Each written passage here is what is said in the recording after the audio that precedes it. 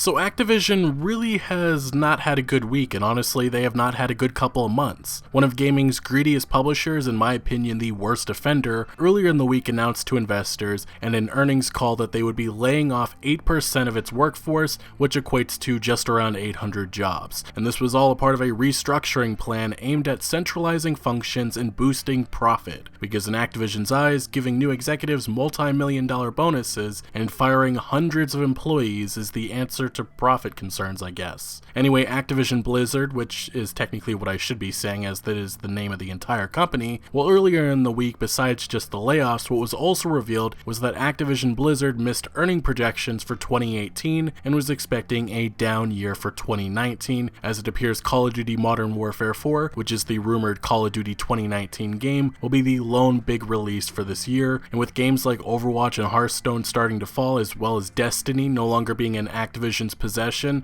which will apparently cost them around $400 million just this year alone, things are going downhill. Now, to make matters worse for Activision Blizzard, they have been facing a ton of legal problems as of late. Like the Swedish government is going after Activision Blizzard's subsidiary King. Announced earlier this month, the Swedish tax agency fined them nearly $400 million and wants payment by the end of this month. The issue at hand is how Activision Blizzard went about purchasing King back in 2016. I don't know if you can blame this on them necessarily, but Sweden wants a lot of money because the rights of game franchises like Candy Crush, which King owns and develops, have been moved from Sweden to the tax haven that is Malta. Anyway, it seems King did some legal trickery and Sweden isn't happy and wants them to pay up. The other more recent legal issue is investors being pretty much livid about Activision's decision to get rid of the Destiny franchise. This has led to some investors hiring law firms to investigate the situation, with some believing fraud has been committed. Although during the recent investor call, Activision pretty much explained clearly why they chose to get rid of Destiny and end their relationship with Bungie. Essentially, Activision said Destiny 2 did poorly in sales, the major expansion Forsaken also didn't meet their expectations, and they never owned 100% of the rights to this franchise, meaning it wasn't worth their investment anymore.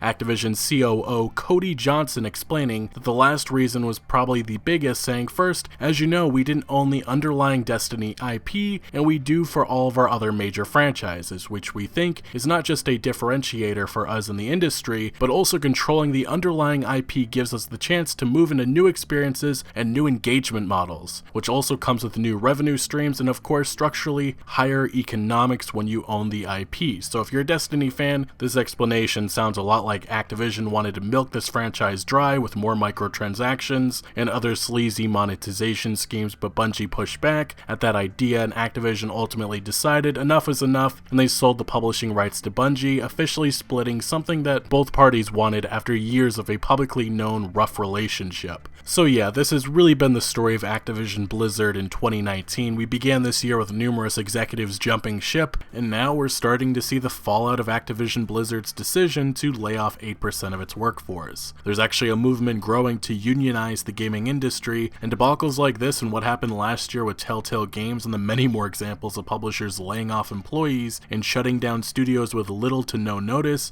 is exactly what is growing this movement. Additionally, Kotaku just revealed that 400 Blizzard France employees don't even know if they are being laid off because of French labor laws that prevent companies from laying people off immediately and without notice. As one employee told Jason Schreier, no one knows any details, and this is taking a big hit on the morale of the folks over there. Not knowing if you will be laid off in a few weeks or months sucks, and many people here are already updating their LinkedIn because they want to be prepared for when they will be told what will happen exactly. See, another issue with this decision by Activision Blizzard to fire employees that are from non-development departments is that it's foolish to believe and think that this doesn't have an effect on everybody at the company. Certainly morale is low at Blizzard because of these layoffs, but also because the company is changing. Employees have stated in the last number of months, reportedly by Kotaku, that in 2018 the finance folks are really making the decisions now, which all of this definitely will have an effect on creativity and the products released in the future. I mean, one publisher and the CEO's comments on not laying off employees in the past has been used as a prime example this week of why Activision Blizzard has made a terrible decision. Nintendo CEO Satoru Iwata in 2013 was asked by an investor on why he would not cut staff to save costs due to a lackluster financial year, and his response was, "If we reduce the number of employees for better short-term financial results, employee morale will decrease." decrease, I sincerely doubt employees who fear that they may be laid off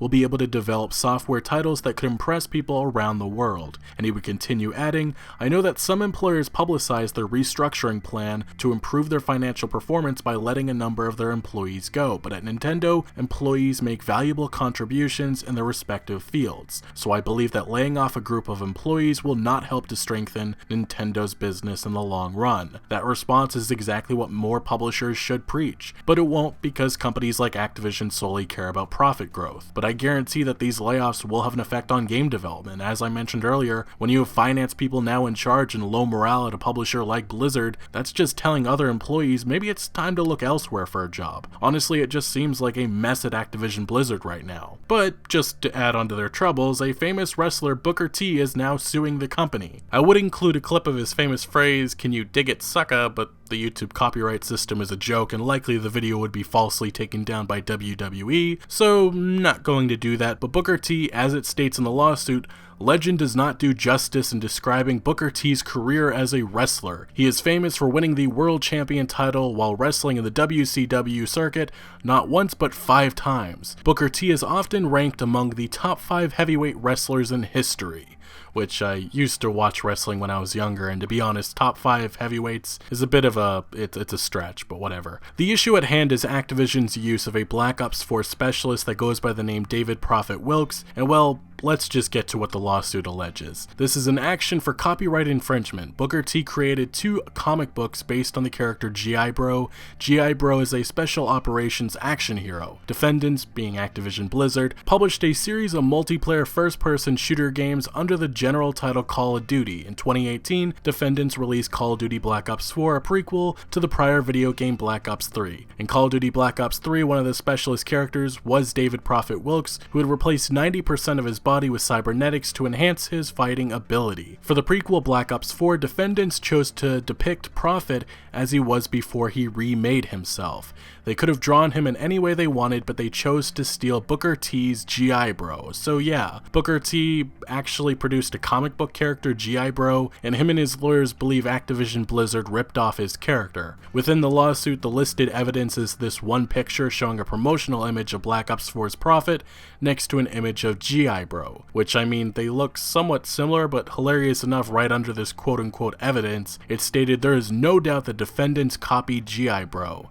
And honestly, I don't know if that is the case. Plus, the actual Black Ops 4 character looks nothing like the promotional art, so what this seems like is another celebrity really reaching. In the past, there was the Lindsay Lohan case, which is pretty close to what this lawsuit is alleging. She sued Rockstar Games back in 2014 for the Grand Theft Auto 5 character Lacey Jonas, a vain and demanding actress trying to escape from a group of paparazzi, as well as this promotional image of a character holding a peace sign, which Lohan claimed was based on her likeness. Anyway, that lawsuit was thrown out in 2016 with a New York court ruling the video game's unique story, characters, dialogue, and environment, combined with the player's ability to choose how to proceed in the game, render it a work of fiction and satire. And pretty much the court said even if the character was based on Lohan, Rockstar was protected by the First Amendment. Then there's the ongoing legal mess with numerous celebrities suing Epic Games for using their dance moves or emotes in Fortnite without compensating them. Although copywriting and or suing over dance moves is something that really doesn't happen, and it looks like this could be another legal situation that ends up being dismissed. I base that off Alfonso Ribeiro, who is suing Epic Games, and he recently was trying to copyright the Carlton dance, and while unfortunately the US Copyright Office refused that request, saying